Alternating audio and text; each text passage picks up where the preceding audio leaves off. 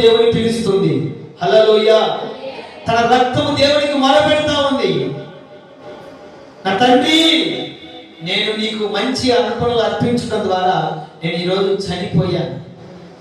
నేను మంచి కానుకలు అర్పించడం ద్వారా నా అన్న చేతులను బలైపోయాను అని రక్తము దేవుని పిలుస్తుందండి. భూమిలో నుండి ఆ రక్తము దేవుని పిలుస్తుంది.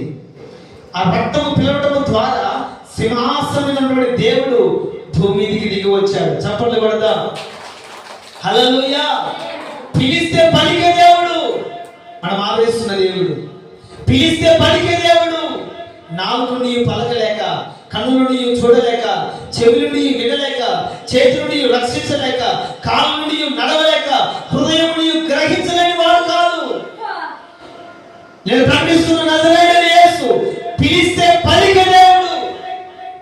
హేబెలు రక్తము భూమి నుండి దేవుని పిలుస్తుంది. సింహాసనం నుంచి దిగి వచ్చి తన చావుకి కారణమైనటువంటి అన్న అడుగుతున్నాడు. కయీను, నీ తమ్ముడు ఎక్కడ? నీ తమ్ముడు ఎక్కడ? పిలిచిన దేవుడు కయీను ఎక్కడున్నాడో తెలియదండి? తెలుసు. అతను చనిపోయాడు, చంపబడ్డాడు. తన రక్తములను పిలుస్తుంది. కయీను, నీ తమ్ముడు ఎక్కడ అని అడుగుతుంటే వాడు తన దాహము చేత గర్వం ఎక్కిన వాడు, దేవుడితో ఎలా మాట్లాడాలో తెలియనటువంటి వాడు అంటాడు, నా తమ్ముడిని నేనేమన్నా కాపలా వాడినా? దేవుని పిలిచింది హేబెలు రక్తం. నా తమ్ముడిని నేను కాపలా వాడనని గర్వముతో